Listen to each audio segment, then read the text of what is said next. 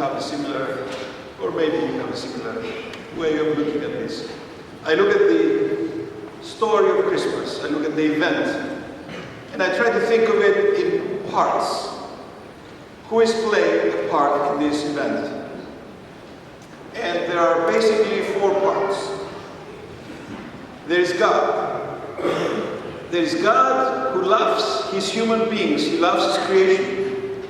He has compassion on us. He has seen us fall away from him, and he's pained by that. And he wants to change that. He wants to correct that. He wants to help us.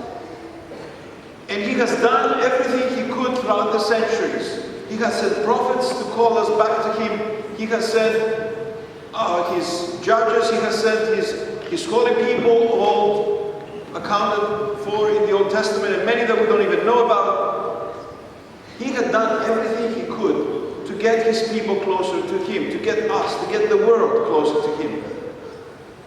And finally, as he saw that everything else could not work as much as he wanted it to work, he decided, or he already had decided from the beginning, but he himself comes and becomes one of us.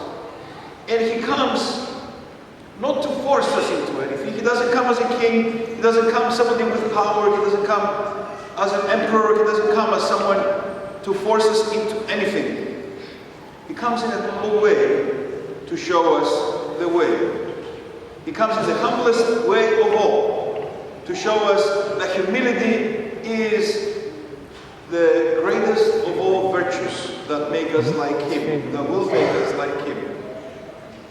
Humility is seen in God becoming a little baby, the most vulnerable of all creatures, even of the animal world, the most vulnerable of all.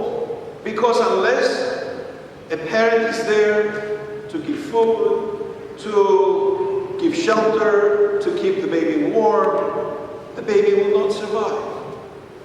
He comes in the most vulnerable of ways to show us his humility. He, in a way, gives himself in our hands and expects that we entrust us, that we will take care of him. And in that way, he wants to teach us that we need to take care of trusting him. So God is playing the central role in this event. He's at the center of this event. If you look on the icon, there he is, at the center, as a baby, with the light shining down on him, defining him as God. And then, of course, there are others who play a major role. I'm going to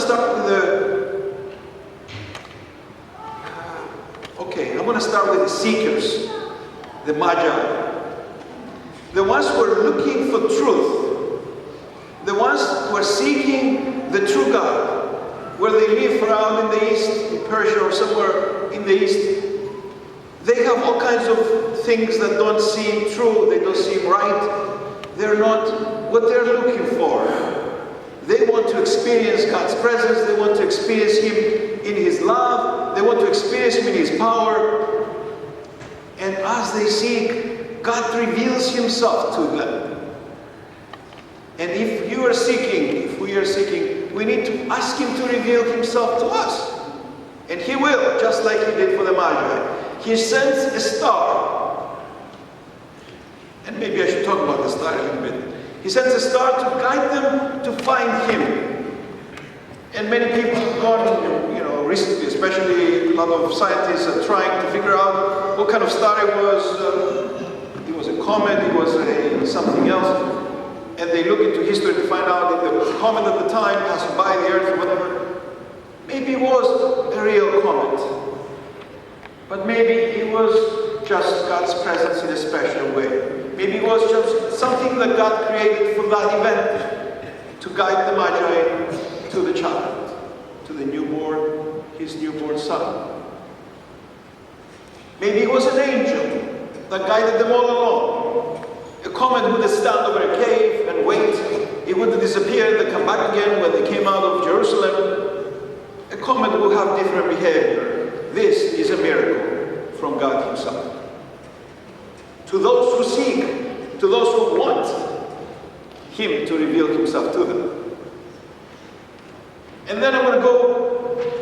to the simplest of heart, the shepherds, the simplest of heart, uneducated. I'm sorry, do we have any shepherds here? I don't want to insult them. Yes, we do, like John says. Yeah. Sorry, Yanni. But these shepherds are very simple. They have no education. They are the simplest of the people of the land of Judea. And they receive that gift. An angel appears to them. We read it today in the Gospel. He appears to them and he tells them about this amazing event that the Son of God, the Messiah, the Christ, has been born in Bethlehem. You will find him in such a place and you will recognize him because he is in a manger. And the shepherds are kind of perplexed by this. The Messiah, they thought the Messiah would come in grandeur, would come in a big bang. Well, not so, but they accept it. They receive it in the simplicity of their heart and they accept it. And they walk over and say, let's go and check this out. And they go over and they find him. They actually find the little baby in the manger, just like the angel told them. And they reveal what they saw and what they heard from the angel to the people present. And the Theotokos, his mother, keeps everything in her heart. She knows who he is. She knows how he is conceived. She has seen the angel. She understands the miracle. She keeps everything in her heart. All of these revelations to others are also amazing to her. And then there is the other side. There is the ones who are hard of heart. Herod, the king, the powerful man, the wealthy man who lives in a palace. He has an army. He hears, well, how does he hear? The Magi enter Jerusalem and they're asking around. They tell everybody that they saw a star. It was revealed to them that a great king was born. And they wanted people to help them find him. And when Herod finds out, he calls them in. He wants to figure out where he is. And he lies to the Magi and tells them that he wants to worship him too. He wants to bow down in front of him. He wants to honor him. This great king that they thought was born. But in fact, Herod has no desire to meet God. He has no desire to worship God. He has no desire to meet this baby Jesus that is born in a humble place. In fact, if he had gone into the cave, he would have been disgusted from the smell of the animals and everything else. He would have walked away and forgotten about this. Perhaps the Magi should have taught him something about it and brought him there. But he is mad. He's actually stirred in his heart with fear, with anger. He's stirred in his heart with a feeling of loss. Somebody else has been born as a king, therefore he has been demeaned. The Magi didn't come to honor him and venerate him and bow in front of him. They came to bow in front of somebody else. So he's jealous. And he has in his heart to kill this baby that was born now that the Magi told him is going to be a king. So that's the story of Christmas. It's the story of humanity. There are the people who are the seekers. And God will reveal himself to them. There are the people who are pure of heart and they receive God. And God is revealed to them directly. There are the people who are hard of heart.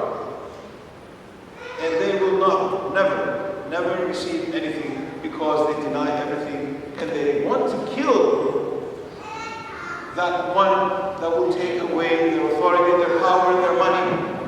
And will take away the importance that they have in front of others. And at the center is God crying for us and asking us to come tonight to the cave, to come tonight to his manger, to come tonight to worship him. And here we are. Let's worship him. Let's glorify him. Let's give him thanks. For those of us who seek will find, and those of us who are pure of heart will see him, and he will be revealed to all of us.